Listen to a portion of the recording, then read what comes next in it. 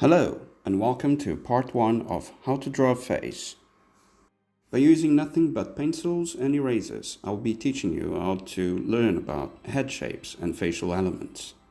So let's get all your equipment ready and let's begin. Once you have set up your paper in front of you, we will begin by drawing a horizontal line. You can use either a ruler or freehand. It really depends on what you're most comfortable with. And then right after that, we will draw a vertical line, just like so. I like to reinforce my lines, so you might see that I'll be going over them over and over again.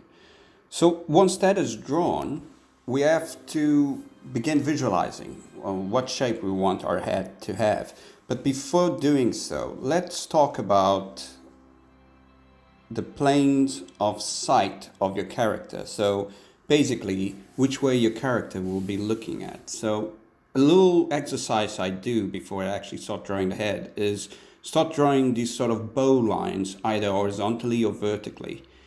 In this specific exercise, we will be setting up our character to look straight forward towards us.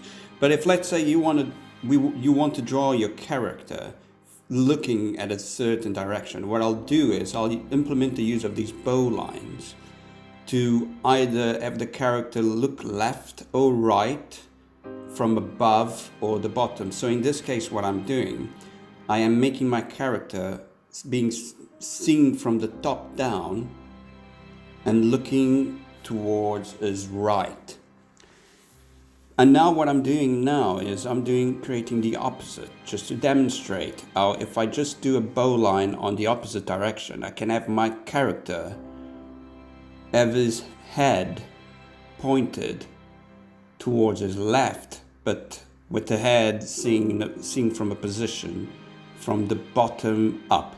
So you have to imagine this as if it's a camera. So you are looking either from the bottom up or from the top down on the other sequence. So this is why I draw these bow lines from the horizontal and vertical lines. These wedge-shaped objects, these two objects I drew on the lines, are meant to symbolize the character's eyes. And again, when I say camera, I mean the way we're looking at it. But for this specific exercise, we'll be having a 90-degree projection or perpendicular projection. So basically, we'll be looking straight forward at our character. So right now what I'm doing, I am drawing the head itself, just drawing a nice oval shape around the horizontal and vertical lines.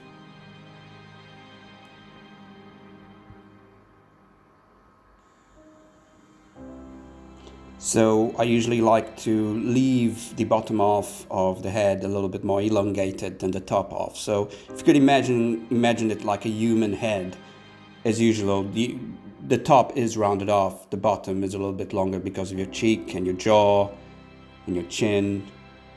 So it's really up to you. You can make your character's head a little bit rounder than the usual, like what I'm doing right now, or you can make it slightly thinner. So you can have your character be a bit lanky, a bit thinner than the usual, or you can make him a bit heavy set. If you have a plan of exactly the nature of your character, you can start putting these ideas into form right now.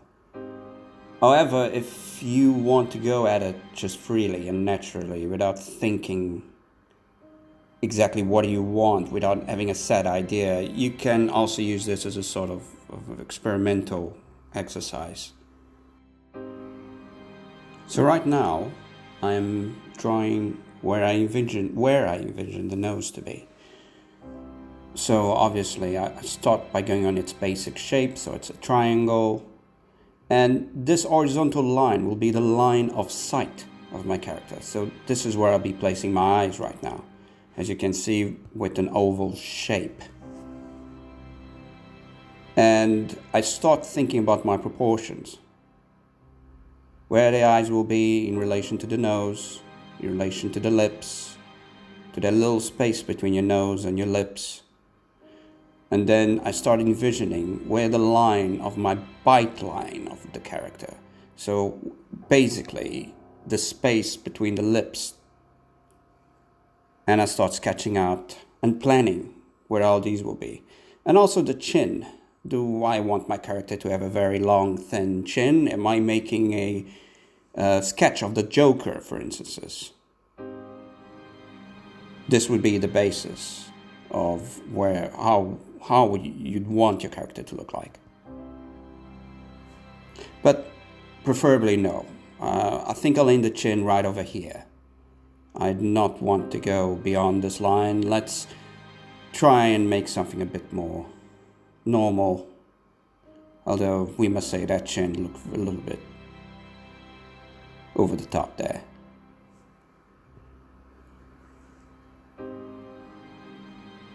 So I start reinforcing my head again, the edges of my head, and I start to create a very more realistic shape to the jaw and the head. As you can see, I've already drawn an idea of where I want the boundaries to be, and now I begin to draw the ear. Now, the rule I personally use is to the top of your eyes, of let's say your eyebrow line. That's where the top of your ears would go, and the bottom of your ears would be a little bit off the top of where your nostrils would be on your nose. So that's usually where I will draw the ear, and then later on be adding some detail to that.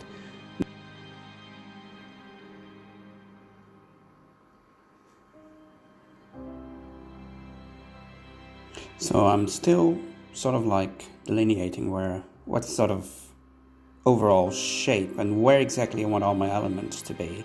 And I start drawing my necklines. Now, this is not set in stone. These necklines will change, these details will all change, and as you will see, it's a process of refinement. Now, I put in a new tracing paper layer on top. So I'm using tracing paper right now just to sort of help you understand the layering process that it comes with sketching. But by all means, you don't need to do that. You don't even need to use a mechanical pencil as I am. So right now, I'm doing something that you'll find a little bit strange, but with every element, there must be a foundation to it. There must be a structure below it. And this is why right now what I'm drawing is the very thin outline of a skull. So you might have noticed that my eyes look a bit different now. They look a bit more rounded. This is to try and mimic the structure behind it, aka the skull. So a very good exercise to do in your part-time is to try and draw freehand skulls, as many as you can, until you actually got the proportions right. Use Google, use books, anatomy books if possible. Because then, as you can see right now, you can start placing these elements exactly where they're meant to be. So the eyes go inside the ocular cavity of the skull, the teeth below there where you see the bite line, that's exactly centered where your mouth will be. So you have your septum where your nose is. If you catch my meaning, you have to first build the foundations, then the finishes on top of the foundations and all the other elements that go on top of it. And then you start erasing bit by bit the skulls, because obviously we're not doing a skull character. You start erasing the actual outline of the skull, not the skulls. But in any case, you don't fully erase it. You always leave something behind to help guide you. So I start to add a little bit more detail to my eyes.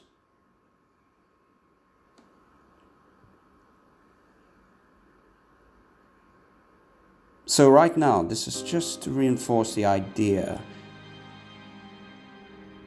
of how my character's face will look like exactly.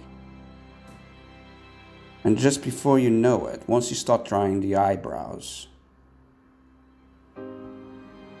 it seems to start to gain life. It seems to be looking back at you, in a way. And before you know it, again, if you keep going, you will have a very strong base for your character.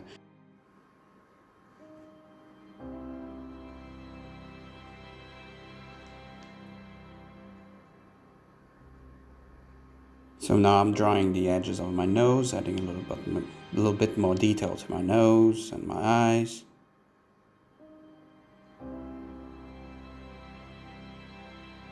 And usually what I tend to start at the eyes, move on to the nose, then the lips, the mouth, the chins, and then up the jawline and towards the ears. And as a reminder, keep on drawing this area around the eyes. This is quite important. I mean, that's where your chin bone, your chin bone will be right at the bottom of your eyes, and your eyebrows will give a little bit more life to your character. And I keep saying that, but it's the truth, really. As you can see, this is just quite a normal, serious look. Then I give a bit more attention to the forehead.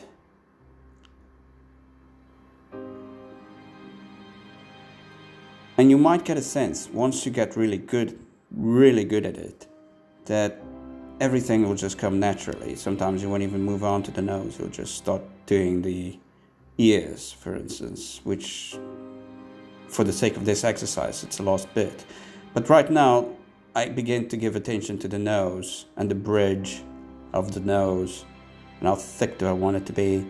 And usually I just do it like a teardrop, a very long teardrop shape, where it's got a very thin bridge, and then the tip, it's nicely rounded. It's a little bit more rounded, more like a test tube with a wider bottom.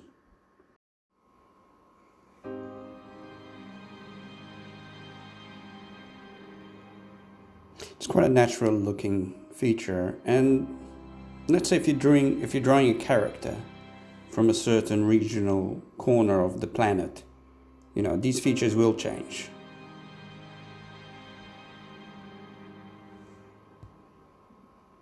It's really all about the nature of your character. This is why there is a great advantage in planning your character first. But this one's straight from scratch.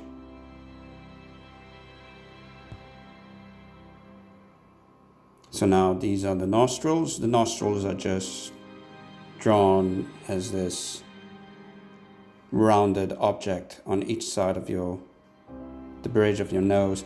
And you keep that triangular shape to help guide you. So this is where your nose and your cheeks would meet.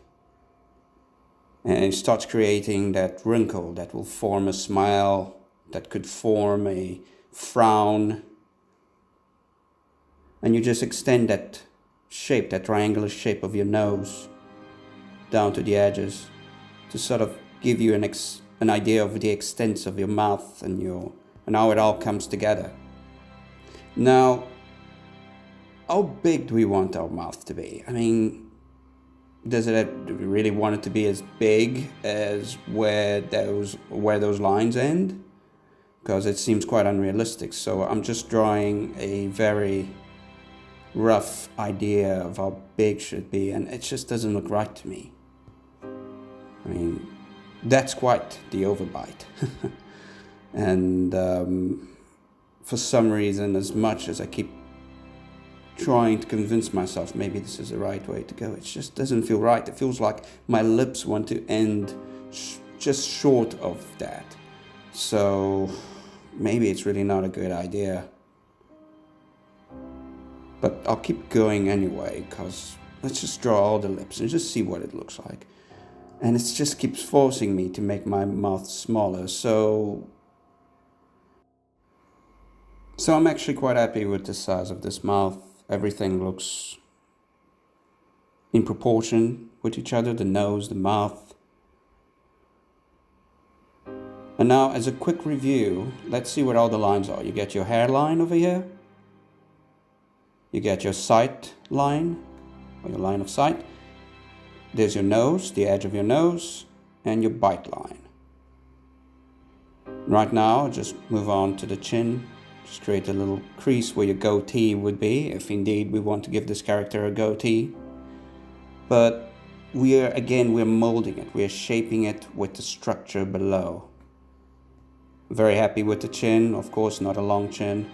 But this overall shape, I'm not still quite set on the jawline. I really want a jawline that looks a bit more confident. I'll experiment a little bit now with the thinner jawline though, not as thin as that first one I did, but rather something a little bit more, let's say, slim. So the rule I use is the closer your jawline ends to your ear, so the closer it is to the bottom of the ear, the thinner, more emaciated your character will look. But again, I'm not happy with that, so let's make our jawline a little bit thicker. So let's set the end of your jawline a little bit further away from the bottom of your ear. Let's give it a strong jawline. So it comes straight down from your ear and then it joins with that. It starts angling towards your chin, somewhere close midway from your ear to your chin. Give it a stronger jawline, just like that. And more I'm being inclined to creating a hero sort of character. So give a bit more attention to your cheek. And again, imagining the cheekbone of your skull. That's where it is. And that's where we will be drawing your details to your flesh over your jaw. It's really a bit like sculpting, isn't it? From the top of your head to your jawline, you start to hone in on the actual shape of your character. You start to give more attention to how it's actually supposed to look like. And naturally speaking, it always comes down to something it really comes down to your mood as well, of when you're drawing. If you're feeling strong at the moment, chances are you'll create a strong character. If feeling a bit depressed, you might do something a bit more morose. I'll start adding more detail to my ears. Now, it really comes down to experience when it comes to detailing ears. So again, much like studying your skulls, I say go back to Google or your anatomy books and just start drawing ears. Even if your family members start thinking you're crazy and this guy has got his ears on his notepads and drawing in sketchbooks and all. And now I start thinking about the neck.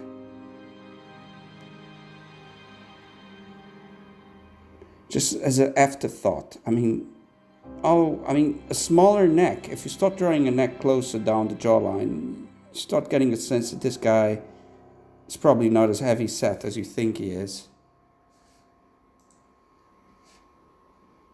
But we really want a strong guy, don't we?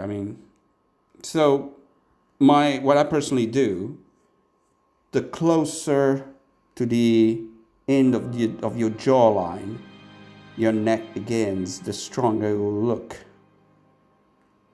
And it's funny because now more and more this character is starting to look like Dwayne Johnson.